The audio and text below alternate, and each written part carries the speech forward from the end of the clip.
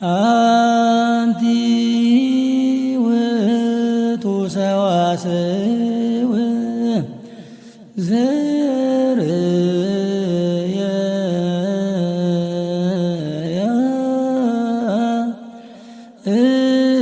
ያዕቆብ እምድር ዘይበስስ እስከ ሰማይ ወመላእክተ እግዚአብሔር የዐርጉ ወይወርዱ ውስቴታ ሰአሊ ለነ ቅድስት።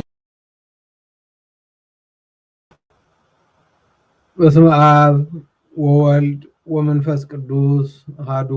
አምላክ አሜን። ኣብ ዝተፈላለየ ክፍላት ዓለም ኮይንኩም ነዚ ፕሮግራም ዘይተከታተሉ ህዝቢ እግዚአብሔር በብዘለኹም ሰዓትን ኣቆፃፅራ ግዜን ከመይ ሓዲርኩም ከመይ ውዒልኩም ከመይ ቀኒኹም ኣሜን። ልዑለ ባህሪ እግዚአብሔር ኣምላኽና እስካብዛ ዓለት እዚያን እስካብዛ ሰዓት እዚያን ዝሓለወና ዝጓሰየና ከም ግብርናን ከም ስራሕናን ዘይፈደየና ከባቲ ኣበሳ ልዑለ ባህሪ ሎሚ እውን ከም ትማሊ ሽሙ ካብ ጫፍ ዓለም እስካብ ጫፍ ዓለም ዝኸበረ ዝተመስገነ ይኹን።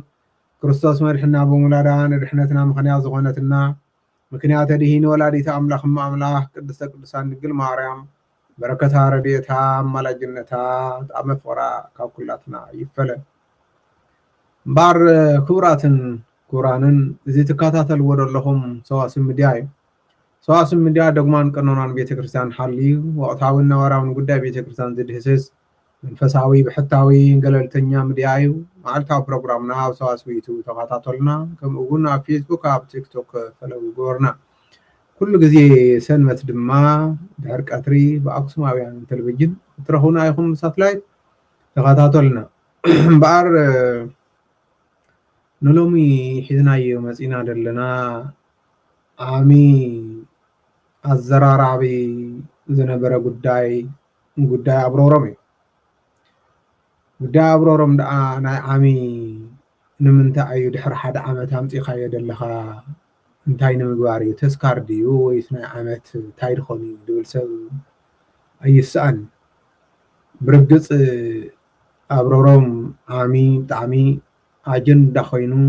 ቫይራል ወፅዩ ኣብ ማሕበራዊ ሚድያ እውን ካብኡ እውን ብሃገረ ስብከት ደረጃ እውን ልኡኻት ከይዶም ናብቲ ቦታ ንሱ ከይዶም ህዝቦም ኣምሂሮም ህዝቦም መኺሮም እግዚአብሔር እዩ ኣምላኽ እምበሪ ኣብሮሮም ኣይኮነን ኢላቶም ንህዝቢ ምዒዶም ከምኡ እውን ብፁዕ ኣቡነ ሰላማ እውን ከይዶም ኣብቲ ቦታ ንሱ እንታይ ዝግበር ዘሎ ኢሎም ኣብቲ ኣብሮሮም ይረአዮ እዩ ወይስ ኣብዚ እዩ ዝርከብ ወይስ ኣብዚ እዩ ቦታ ተባሂሉ ዝዝረበሉ ቦታ ተረኺቦም ኣብቲ ማይ ነቲ ማይ በሪኾም ነቲ ህዝቢ ምዒዶም ከም ዝተመለሱ ዝረአዩ ዝነበሩ ኣብቲ ሽዑ ምስልታት መሰኻኽር እዩ። እምበኣር ኣቦታትና እንተስ ብሃገረ ስብከት ደረጃ እንተስ ብናይ ስብከተ ወንጌል መምርያ ብፁዕ ኣቡነ ሰላማ እቲ ሽዑ ሰዓት ዝገበርዎ እታ ኣስተምህሮ ንሱ ፈለብ ኣብ ተገይር ድዩ ተኸታታሊ ነይርዎ ድዩ እቲ ህዝብና ሽዑ ዝተመኸረን ዝተመዓደን ብርግፅ ተረዲእዎ እግዚአብሔር ኣምላኽ ጥራይ ኣምላኽና እምበሪ ኣብሮሮም ኣምላኽ ኣይኮነን ኢሉስ ንኣብሮሮም ገዲፍዎ ድዩ ወይስ ከምቲ ናይ ቀደም ዝነበረ ጎዳኢ ባህሉ ኣምልኮተ ባዒድ ተመሊሱ እዩ ንድብል ግን ኣቦታትና ዝተኸታተልዎ ኣይመስለኒ። ከመይ ዘይተኸታተልዎ ምዃኑ ድማ ከዚ ዘርእየኩም ቪድዮ ውፅኢት ናቱ እዩ። እዚ እውን ኣብሮሮም ይምልኽ ኣሎ እዩ እምበኣር ቅድሚ እቲ ቪድዮ ምኻድና ኣብዚ ሓደ ሰባት ነቲ ቪድዮ ክትርእዩ ከለኹም ንምንታይ ናይዘን ኣዴታት ምስሊ ኣርአኻ ንምንታይ ናይዞም ኣቦታት ምስሊ ኣርአኻ ንምንታይ ናይ ህዝብና ናይ ቤተሰብና ምስሊ ኣብ ማሕበራዊ ሚድያ ንሰይጣን የምልኹ ኣለዉ ኢልካ ኣቃሊዕኻ ኢልካትኩም ቅር ከይብለኩም ህዝቢ ኩላትና እዩ እቲ ዓዲ እውን ዓዲ ኩላትና እዩ እቲ እምነት እውን እምነት ኩላትና እዩ ንሳቶም ከምዚ ክገብሩ ከለዉ ኣብቲ ቪድዮ እውን ተሓዊኦም ኣይኮነን ቀትሪ መዓልቲ እዩ እዚ ኣብ ማሕበራዊ ሚድያ ድንሸራሸር ደሎ ቪድዮ ካብቲ ማሕበራዊ ሚድያ ድማ ተኸታተልቲ ሰዋስው ሚድያ እንታይ ዝግበር ደሎ ክርእይዎ ኢሎም ዝሰደዱና ቪድዮ እዩ እምበኣር ነዚ ቪድዮ እዚ ክንሰርሕ ከለና ከዚ እውን ንህዝብና ተጋጊኻ ኢኻ መገዲ ከምዚ እዩ ኣይኮንናን ንብል ከምቲ ነቢይ እግዚአብሔር ዝበሎ ነቲ ህዝቢ ዘጋጊዎ ዘሎ መራሕቱ እዮም ዝበለ መራሕቲ ቤተ ክርስቲያን ካባይ ጀሚሩ በቢ ዓቕምና በቢ ሞያያና ኢና ተሓተትን ተወቀስትን ክንኸውን በሪ ህዝቢ ዳ ለዋሃዩ እንታይ ይፈልጥ እንድሕር ዘይመሃርናዮ እምበኣር እስኪ እቲ ቪድዮ ንርእዮ نحزننا نرأي اسكي ومزنداورورم زبال بقي تحاريدنا ما عندي كعبي ترى ومزنداورورم زبال بقي تحاريدنا ما عندي يا وابني ومن سيقول لما قبل لي عمقله عاوزين يتصولوا تبقي عاوزين يراو عاوز تحاريد مالتي طعم زقرب نقرب ما تبحرب نيراو عاوز تحاريد راه وتوقع عاوز تحاريدو زي ولع له تري له مازي هذا اقرقم هنا ما كها معين مهانه بطعم يقر مكان دي ترو دياسبورا مثلا انت سيتي زي بقي حريدانيتو خلاص زوني احد عويسا يرو قشري قزعي او نيوترون سمعهم زحاونا دوله قشي قال ايلو ስለዚ ዝኾነ ህንት ኣለዎ ማለት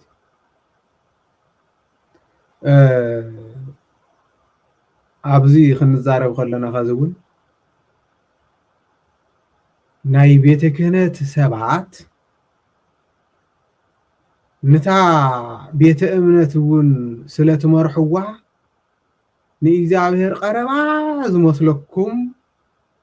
ንእምነት እውን ጠበቃ ዝመስለኩም ልዕልየና ተሓለቕቲ ኮይንኩም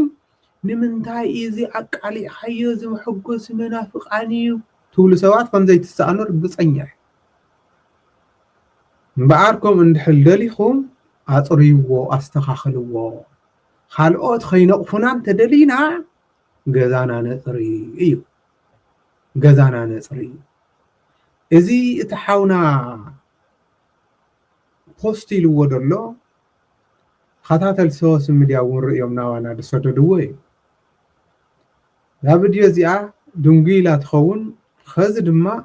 حانت فيديو لا ناو اخن خيدينا ያው ትሪዎ ዘለኹም ዝሓለፈ እንዳውረረም ሰደልኩም ነይረ በጊዕና ተሓረደ ሕይ ከዓ ምስ ኩነታት ዘሎ ማይ ይወቅዕ ገለ ይወቅዕ ስለ ዘሎ ብጣዕሚ ገሪምንኛ ማለት እዚ ኣብ ቤተ ክርስቲያን ከይድካ ዝምህለን ነይሩስ ወይ ከዓ ሩዋ እንዳውረሮም መፅሓይ ዝምህለን راي ونزنا نساو زنداورو من هلالالو سيمل ساكو من صحفنا بتخرسان زمهل النيرس ويخعس نداورو هو ابزون انت ايدول دلو تحاونا قدم خذ سديدلكم نيره ازي دما خذ درق سلا دلو صحاي سلا دلو اديتات يمهلالالو هو اديتاتنا لوهانين ناي حق يحزنا نعاتن خنوقس مورال ون يبلنا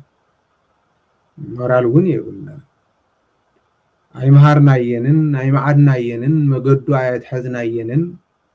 ابروا خدن انت تمحللا ابغو خيدن انت تمحللا نمنتايلنا نوقصلو ነገር የለም نوقصلوس نوعلنا ننبسنا اي كنغله دخون حلافነት ተሸኪምና ህዝብና ክነድሕን ህዝብና ግን እስካብ ከዚ ኣብ ኣምልኮ ተባዒድ ከምዚ ክትርእዮ ከለካ ብጣዕሚ ዝሕፍር ብጣዕሚ እሞ ድማ ኣቦታትና ተጠሊኹም ከይሓፈርኩም ቅድስቲ ሃገረ ትግራይ ትብሉ ብጣዕሚ ዝገርም عد قدوسانيا عد ليقاونت عد تاوت صيون عد قدوس يعريد عد بتسعت قدوسان نولينا برقص يون ግን ነይሩ ኮይኑ ተሪፍ ነይሩ ኮይኑ ተሪፍ ታወት ጽዮን ክንልዕል ከለና እኮ ንምድር ሓበሻ ብምሉኡ መሰረት ዝኾነት ብኦሪት ዝነበረት መስዋዕተ ኦሪት ዝፍተተላ ብሉይ ኪዳን ዝንበበላ ናይ ሓድስ ኪዳን መሰረት ዝኾነት ዓዲ ኣብ ኣፍንጫ ኣው ከዚ ድማ ኣብ ኣምልኮተ ባዕዲ ከምዚ ዓይነት ክረአ ከሎ ክንሓፍር ይግባአና ከዚ እውን ህዝብና ክጨንቆ ከሎማ ኣቦታትና ኣብ ሩባ ኸይዱ ይምህለል ኣብ ጎቦ ወፂአን እውን ይምህለላ ኣዴታትና ጭንቂ ሰማይ عاطيو زنابو عايزنمن أملاح مريت الدريقو انسساز والعقوس إنن حرشا خيت زرعي حرس تراي كوينمو دكنا انتاي خنو العمينا إلى نيش النقاين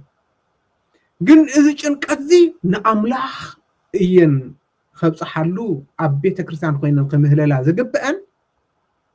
بقواعج أبروا أبتي أبرورم يحالفوا أيو يحضروا أيو الرأي أيو زبحال بقمت كيدن يمهلل الله هاي زبحال دلو سلازي نايزي توقع سنات نساتن كم زي خونا دقيمة يخزار نمنتاي نام ميدياك عليهم وزولون إزي قد مخزون النايينا عامقون ناي أبرورم قداي وطي ناير إيو خوم خيخون ناتنا بوشت إيو خير لندر سلازي أبوتاتنا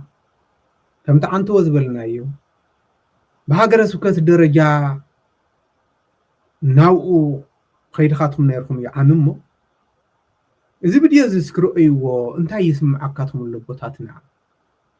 إتعامز خدنا يسي أمنتاي وطي حلو إلكاتهم سي بدحرو تشجيرهم دا تفولتو تخون عامت ملو زمدوكم اللي سواخي ذكات عتل اتعاود الله سب ناب كريستوس زملس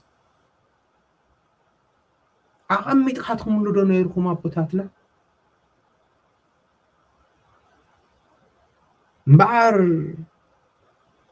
نحنا لومي تهوتت إيون نابلنا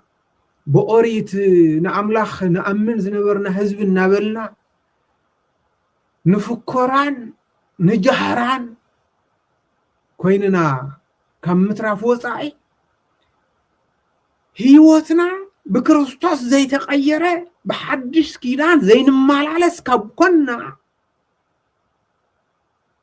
تركو منتعي قدم خازون مرجيتها تولد زبحالو أما حبراو ميديا بزعبا زي أبرهاريهم نيرو أو كم زبوتا أبرهارهم دبهالالو يلو كمون أو كم زبوتا غاول دبهالالو أو كم زبوتا غيدر دبهالالو تواحد شعقن ياو بيتكنا زتلمر سلازخونا نتي جيغاخا ختشفن سلامن خالق شماشمن يدوها بنسب مالتي أنا نظام مرقتان سوم تتعاقبون يكونن أيفولتون بنسب جن غزون أنا ون إذا سلازوس أنا نمنتاي سوق زي تبل خالق تدعلهم وصرفنا تقراي قدس تعدنا توهالت خزون قدس كتما أقسمينا شيمنا ويدما أصدقنا نهلنا خالق مسحق منافق عند الخيخ تقبرنا دبل سب حلوف تقرق عرز مسل قبر الواز خونه أي سأنني نحواتي يا أبوتاتي من قصة أملاخ بشنقلح خمزي إتا تفلت إخن يزعمي هردما خمزي شوات تفلت إخن سلازم تايد قبر دل إذير تقال عقل سخن مبري عب حد قد أركو ካብ ቀደም ሒዝዎ ዝመጽ ዘይተፍሓቀ ባህሊ ኣሎ ኣብ ሓደ ሩባ በይንኻ ከይትሳገር እናተለፈለፍካ ንወዲ እኸለ እናበልካ ዝበሃል ኣሎ ኣብ ሓደ ሩባ ጥራሕኻ ወፂኻ ከይትሕፀብ ብዙሓት ነገራት ኣለዉ ኣይኮኑን ጎዳእ ባህሊ እዚኦም ክነፅር ኣይከኣልና ኣቦታትና እንታይ ደኣ ሕሉፍ ሓሊፍና ስሎሚ ኣቦታትና ይቀረዳ ግበርለ እምበር ንምንባዕልካትኩም ምምንጫት ምብልላ በረ ይሕፍር እዩ ናይ ሓቂ ጉባኤ ዘድልዮ ደኣ ነዚ እኮ እዩ ነይሩ ዘተ ዘድልዮ ደኣ ነዚ እኮ እዩ ነይሩ ምክክር ዘድልዮ ደኣ ነዚ እኮ እዩ ነይሩ ኣቦታትና ስለዚ ኸዚ ማሕበራዊ ሚድያ ንዓይ ክንዲ ሰብ ይድግፈና ኣሎ ንዓይ ክንዲ ሰብ ከምዚ ይብልን ኣሎ ህዝቢ ምሳይ ይደሎ ህዝቢ ምሳይ ይደሎ እናበልካትኩም ኣጉል ምፍኽኻር ይትረፍኩም ትፍየዞ ምናልባት ንኩዕሶ ክጠቅም ይኽእል እምበር መንግስቲ ኣምላኽ ብትፍየዞን ብፍክክርን ኣይትእቶን እያ ድማ ፀቢኹም ትፈልጥዎ ኢኹም ጽቡቕ ዘለኻትኩም ይመስለኩም ከይህሊ ኢና ጽቡቕ የለኻትኩም እንብለኩም ደለና ኣዳሙፅና ህዝኹም ኣዳሙፅ ኢዶ ህዝኹም ዶ በጃኻትኩም ኣዳሙፅና ኢዶ ኣብ ጌጋ መገዲ ኢኻትኩም ደለኹም ኣብዚ ሎሚ ቀነንታ ኣይድበሃል ኣሎ ኣቦታት ክንዲ ደመወዝ ይወልዕሎ ኣቦታት ክንዲ ይወልዕሎ ይበሃል ህዝብና እቲ ምብላዕሲ እሺ ተዘሪቡሎ በሊዖም እንታይ ይሰርሑ ኣለዉ ድብልከ ተዘሪብዎ ዶ ኣነ ንስ እንዲያም ዝገርመኒ ኣነ ንስ ዝገርመኒ ክንዲ ዝኣክል ደሞዝ እናተበልዐ ክንደይ ህዝቢ ከይድሕና ኣሎ ክንደይ ህዝቢ ከይጓሰሎ ህዝብናስ ካብ ከዘን ኣብ ርግሮም ዝልምን ካብ ኮነ ሰማይ ተዓፂዎ ጨንቂዎ ኣብኡ ኮይዱ ዝምህለል ካብ ኮነ መረ ብጣዕሚ ዘሕፍር መረ ብጣዕሚ ደሸማዓ ካብ ባዕለይ ጀሚሩ ማለት ንምንታይ ኣነ እውን ዋላ ንኡስ ኣገልጋሊ ይኹን ብተቃዓመይ ምስቶም ዝውቀሱ ኣቦታት ተወቃሲ ስለ ዝኾኑ ኣብ ዘመንና እዚ ክኸውን ክንደይ ኣገልጋሊ ይመልኡና ኣሎ ኣብ ግዜና እዚ ክንርኢ ብጣዕሚ ዝሕፍረና ኩላትና ክንሓስበሉ ይግባእ ናይ ቲዮሎጂ ምሁር ዘለኻ ኩልኻ ክትሓስበሉ ይግባእ ንኣቦታትና ጥራይ ሸኽሚ ዝወሃብ ኮ ይኮነን ኣቦታትና ንብሎም ዘለና እንታይ መርሕነት ይዘርግሑ እዩ ባይታ የማቻችው እዩ ክንደይ ሰባኺ ዓቕሚ ዘለዎ ተቆፂሩ ይቀመጥ ድሕሪኡ ክንደይ ዞባ ኣለዋ ኣብ ዞባ ድማ ክንደይ ወረዳ ኣለዋ ኣብ ወረዳ ድማ ክንደይ ኣጥቢያ ኣለዋ እቶም መምህራን ኣብ ሓደ ወረዳ ክንደይ መምህር ኣብ ሓደ ኣጥቢያ ክንደይ መምህር ይመደው ኢና እኮ ንብል ዘለና ባጀት ዝውሕድ እንድሕር ኮይኑ ድማ ክንዘራረበሉ ኢና ግን መርሕነት የለን ምትእምማን የለን ገንዘብ ኦዲታ ይግበር ገላዕ ይግበር ናበለቲ ህዝብና እውን ከውፅእ ኣይክእልን ካብ ድሕር ኸዚ ይመስል እምበሪ ቅድሚ ኸዚ እዚ ኩሉ ኣብዚ ዘውፅሖ መንበረ ሰላም መንዲ ህዝብና ኣይኮነን ዲ ኣብ ዓድና ኣብ ደገ እንደሎ ገንዘብ ኣውፅኡ እኮ እዩ ኣብዚ ዘውፅእ ኣነ ናይ ገንዘብ ፀገም ኣይመስለንን ኸዚ እውን ስብከት ንምስፍሕፋሕ እንታይ ደኣ ኣብቲ ቦታ ንሱ ኮንካትኩም እንደለኹም ይቕረታ ግበርና እምበር ኣብ ካልእ ኢኹም እንደለኹም ኣብ ናይ ባዕልካትኩም ዝና ኢኹም እንደለኹም ኣብ ናይ ባዕልካትኩም ናይ ግሊ ሂወትኩም ክብሪ ኢኹም እንደለኹም ኣብ ናይ ስልጣን ሽምያ ኢኹም እንደለኹም ይቕረታ ግበርና እምበር ደፊርካና ኣይትወል እምበር ኣብ ኢኹም እንደለኹም ኣቦታትና ካብኡ ውፁ ካብትኹም ውፁ ስለዚ ኸዚ እውን ምፍኽኻርን ምትልላኽን ኣይጠቕመካትኩም ንዓና እውን ኣይጠቕመናን ኣቦታትና ሕደጉ ንፀፊና ደለና ሕደጉ ሰብኣይ ሰበይትን እንድሕል ተፈኻኺሮም እንድሕል ተሃላሊኹም እማ እንታይ ይኸውን ቆልዑ ይጉደሉ ቆልዑ ይብደሉ ሓዳር ይተኣጓጎል ኣብ ሰብኣይ ሰበይትን ሰላምን እንድሕል ደየለ እቶም ናይ ስነ ልቦና ምሁራን እንታይ እዮም ድሉ እቶም ቆልዑ ይህሰዩ ዋላ ብትምህርቶም ጎበዛት ዝነበሩ ሰነፋት ደካማታት ይኾኑ እቶም ቆልዑ ብቸኝነት ይስምዖም ናብ ሰብ ቀርቡ ኮንፊደንስ ይስእኑ ይብሉ እቶም ቆልዑ እኮይ ብስንክናን ብስንኪ ወለዲ ዝገበርዎ ስለዚ ኸዚ እውን ኣቦታትና ቀደማኻትማ ንሳቶም ብዝገበርኩሞ ጌጋን ምትልልኻን እኮ በቃ ኮንፊደንስ እኮ ስኢና ካብ ኣዲስ ኣበባ ክንሐይሽ ኢና ተመሊስና እስከዚ ምስቶም ካብ ኣዲስ ኣበባ ዝነበሩ ሰባሲ ቁልሒልና ክንብል ንሓፍር ንዝዲኹም ተፈሊኹም ኢሎም ክሕጭጭና ጀሚሮም ርኢኹም ዶ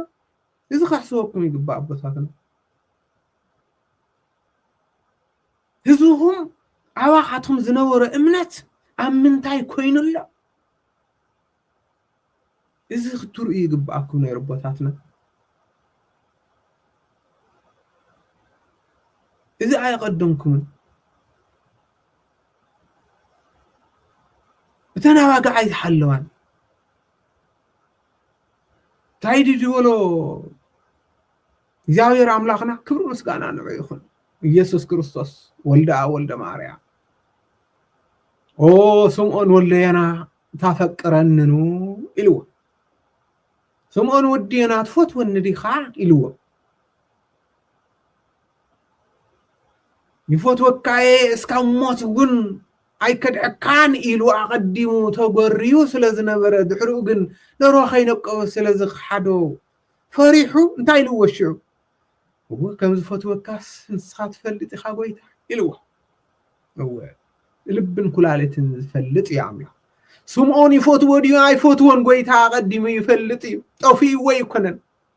ግን ሓላፍነት ክህቦ ስለዝደለየ እዩ እምበር ትፈትወኒ እንተኮይንካ ኢልዎ ንዓት ፍዮ ዘኹነኒ ድዩ ኢልዎ ኣይኮነን ንዓ ፌስቡክ ሆበለኒ ድዩ ኢልዎ ኣይኮነን ንዓ ከምዚ ግበር ንዓይ ሓግዘኒ ድዩ ኢልዎ ኣይብሎን እንታይ ዳ ኣምላኽና እግዚአብሔር ኢየሱስ ክርስቶስ ክብሪ ምስጋና ንዑ ይኹን ካብ ሰማየ ሰማያት ወሪዱ ካብዚ ናይ ኣምላኽነቱ ሓያልነቱ ኩሉ ገዛ እንሃለወ በመላእክት ዝምስገን እግዚአብሔር እንሃለወ ትሕት ኢሉ ወሪዱ ኣብ ድንግል ሓዲሩ ኣብ መብልዕ ዕላም ተወልደ ኣብ ማእኸል ዒባ ኣብ መብልዕ ዕላም ተወልደ ትሕት ኢሉ መፅ ስለዚ ሓደ ናይ ቤተ ክርስቲያን ኣቦ ኢየሱስ ይኽመስል እንተኢልና ትሕት ኢሉ ከም ኢየሱስ ረኣ ኸይንበሪ ግሊ ዝንኡ ኣይኮነን ዝርኢ ኣቦታት ስለዚ ትፈትወኒ እንተኮይንካ ኢልዎ እንታይ ኢልዎ ኣባጊዕ ኣይሓሉ እሞ ኣባጊዕ ትግራይ ይሕለዋ ደለዋ ህዝቢ ክርስቲያን ትግራይ ይሕለዋ ደለዋ ሕያዋተይ ኣብልዕ ኢልዎ ገላገለይ ሓሉ ኢልዎ እሞ መንእሰያት ትግራይ ናበየናይ እምነት ይኣትውለዉ ኢሉ ዝከታተል ቤተ ክህነት ዝከታተል ጳጳስ ኣሎ ዶ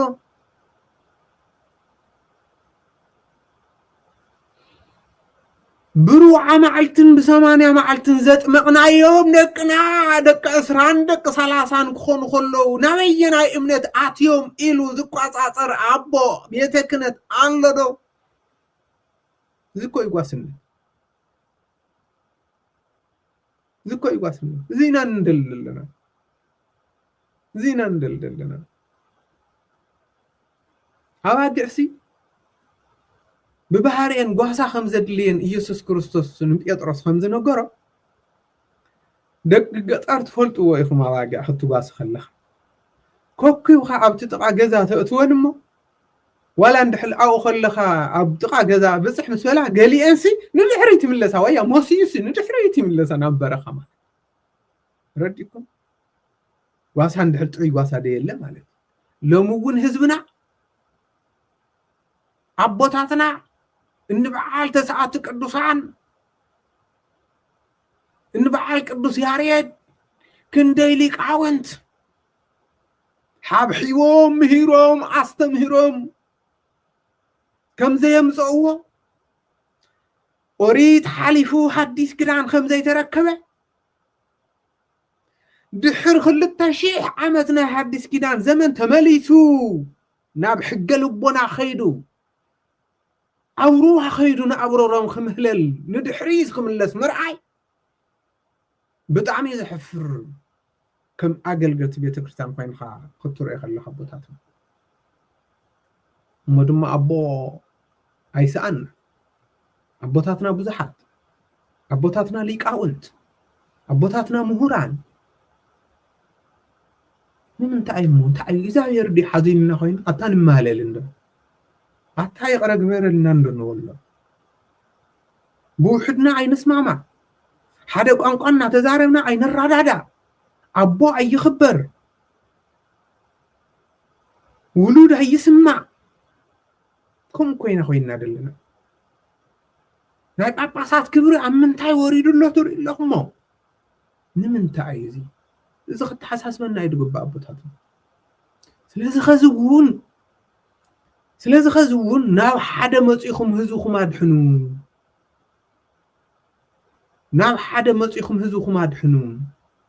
ንሳትኩም በዚ ክትፈኻኸሩ ህዝቢ ይጠፍእ ኣሎ ኢና ንብል ዘለና ይጠፍእ ከም ዘሎ ድማ ይሆ መስረጃ እዩ እዚ ዓመ ኸይድኻትኩም ነቲ ሽዑ ዝተለዓለ ናይ ማሕበራዊ ሚድያ መንታን ክዕበስ ንሓደ ሰሙን ኣጀንዳ ዝኾነት ብድሕሪኡ ተኸታታሊ ኣስተምህሮ ስለ ዘይተገበረ እዩ ኣቦታትና ነዚ እኮ ካልእ ይትረፍ ካብቲ ዓሚ ጀሚርካትኩም ቅድሚኡ ዝነበረ ዋላ እንተዘይፈለጥካትሞ እንተንድሕል ዘይሰማዕኩሞ ካብቲ ዓሚ ዝተሰምዐት ጀሚሩ እኮ መዓልታዊ ኣስተምህሮ እናተባሃበ ሊቃውንቲ ተመዲቦሞ ኣብቲ ናይ ኣውሮሮም ሩዋ ዝበሃል ቤተ ክርስቲያን ክህነፅ ነተገብረ እኮ ጎዛቶ ትኾንዳ ቦታትና ሃዋርያት እኮ እዚ ኩሉ ዘሸገሮም እኮ ባዕድ ኣምልኾ ንምውጋድ እኮ እዩ እቲ ህዝቢ ካብ ባዕድ ኣምልኾ ንምልቓቕ ካብ ኣጉል ልመድ ንምሕዳቅ ዝዋና ፈታኒ ዝነበረ ኣገልግሎት ናይ ሃዋርያት ኣብኡ እዩ ስለዚ ብሃዋርያት ዝተሰርሓሉ ስራሕሲ ድሕሪ 2000 ዓመት ከምዚ ክንርኢ እዚ ነውሪ ብጣዕሚ ይሕፍር እዩ ከምዚ ዓይነት ጉድ ሒዝካትኩም ተመሊስካትኩም እኸለ ከምዚ እዩ እኸለ ከምዚ እዩ ክትበሃኸሉ ኣይሕፍርን ኣቦታትና ሃገረ ስብከት ሒዝካትኩም ሞደለኹም ይቕረታ ግበርለይ ንድፍረተይ እምበሪ እንታይ ክትገብሩሉ ድዩ ናይ ብዕራይ ሕዛእት እኮ ገይርኹም እኮ ኸሊልኩም መንኮተን ሃገረ ስብከት እኮ ሕደጉባ ንሕና ዘይመኸርናኩም ንሕና ዘይገሰፅናኩም ዳ ናይ ሰማይ መልኣኽ መፂኡ ድዩ ክገስፀኩም ደሊኻትኩም ከመይ እዚ ጉዳይ እዚ ሃዋርያት እኮ በብሃገረ ስብከቶም ዝተማቐሉ እውን እንበዓል ቶማስ ህንዲ ዝኸደ እኮ ህንዲ ዝተመደየ እኮ ናይ ህንዲ ቀመም ከምፅእ እኮ ይኮነን እኮ እንታይ ዳ ኣብኡ ደለው ንኣምልኮ ተባዒደ ዘምልኹ ንገረምን ንእምንን ንእንስሳን ዘምልኹ ዝነበሩ ናብ ኣምልኮተ እግዚኣብሔር ንኽቕይሩ እኮ እዩ ኣይኮነን ድዩ እሞ ተኣምልኮ ንሱ ኣምልኮ ተባዒደ ኣብ ገረብን ኣብ ሩዋን ኣብ ኣውሮሮምን ኣብ ጉደርን ኣብ ጋንጉልን ኣብ ገለን ዝበሃሉ ካልኦቶም እውን ኣስማቶም እግዚኣብሔር ይፍለጦ ኣብኡ የምልኽሎ ህዝብና ኮይና ንብሎ ዘለና ኣብ 21 ክፍለ ዘመን ኣቦታትና እዚ ከየተሓሳስብ እንታይ ክሕስብ ከዚ ሲያይ ኣብዚ ሰዓት እዚ ብዛንፃርኩም ምስተን ኣብዚ ዝምህለላ ዘለዋ ኣዴታትና ኣብዚ መስዋዕቲ ድዩ ገለ ዝሓርር ዘሎ ምእመን ህዝብናን ኮነክት የብልካትኩም ማለት ኣይተራኸቡን ዘለኻትኩም ማለት እኮ ምናልባት ተራኸበካትኩም ብገንዘብ ዓመታዊ ገንዘብ ግብሪ ንቤተ ክርስቲያን ክስብስብ ከሎ ሳተን ኣይምልጣኹም ስለዚ ንንበዓልካትኩም ክትፋኻኸሩ ንንበዓልካትኩም ክትቀያየሙ أبوتاتنا يمانيتي صقاميتي زصفعكا يمانيتي هبو إلكاتكم خمزي مهوركمنا كابتي يقرب حالي إذا يقرأ تحتاتي إيو صادق خمزي والكمنا صلؤكم قنصكم حي أي ربويلكم خمزي مهوركمنا يوم نساتكم قن نرئيكاتهم ألنا انت حدا يقرأ خيبل كم سنفت ماسيلوه انت حدا قن بقى قد يفيل لخو يقرأ غير الخل لخو بحدا نخون خيبل كم وردت قصيروه كم علماويان بزورد أكايدا معدو خوين خاتهم ننوع الخاتهم كم زختورو يو انت عم خبل ما أبطاتنا يقرأتها جبر اللي نقالاتي كم زي الخاتهم أحد أبو قدوس الخاتهم خط قدوس مسوعيت تقروا خلهم سي إكزيابير عشاد يمسلكم زقبول مسوعيت نسو نقر مسكي ما إكزيابير مسوعيت نتعيد يدول مسوعيت لإكزيابير منفس يواه أيكونن ناي إكزيابير مسوعيت سي لوه لبيو زتسبر لبي زتسبر منفسيو سلازي خزونا بوتاتنا أكايدانا نستخاخل ملو ليتي سبوه أو الدوز سعرارة كله على ما بحاتيك عال إلو محليات ملو ليتي اقرؤ اسكاب تحبت انت حدره ساعات ون انت قومه كله انت قبره فقر انت حزيل عم أخلكم بس مما أنت زيل عم أخلكم يتعقل قلت نسو هزبون خقير عيكلن مؤمن وهي وتخلوت عيكلن إجزاء بيرون خقبال عيكلن بزيعة خط زومت اللي ندحل دالي خل زوماتو عي مقني عي قرن تحقق النساء أبوتاتنا خزون سلا هزبي لكم قدام حاتم قدوفو نولد لنا نرئيكم سلدلنا نحنا نعخاتهم مستواتين سيما نقول كابدك عصو تسيو نزي حساب نراشي يقبر خدانو يقاير دحرو سؤال وزع يبل هيدا يقبر مستياتري تاخويني مستياتري من الوقت أبقصو أبقل قال خيه اللوا ولا ما يتحسيو نحلو دي طرفو قال خيه اللوا شكل مقبار كوي أيكون سلازي ناتاتكم مستيات نحنا ينان ولكم علنا أبطاتنا مستياتهم نحنا ينان سلازي خل نريكم خلنا دما خص الرزق بو علو ما أصريو إنا نولدلنا إتزي تصرنت عيو فقري حلوو حدنتي حلوو متحللاي حلوو نمؤمن خقدم يحلوو مؤمن يطفع له بحديث كدان نحلنا نجرجن أكايدا أوريت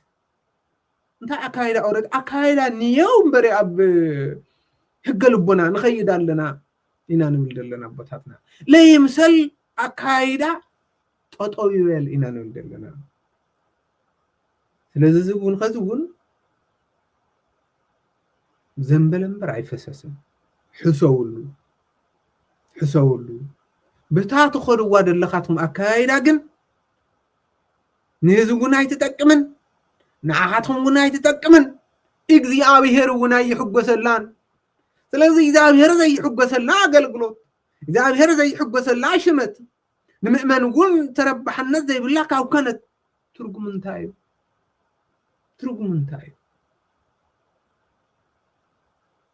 سلازي أبوتاتنا نولد لنا من تايب انتيلنا أبقرنا أملاخ كلاتنا تحتتينا نساتكم آنون بب مويانا بب حلافنتنا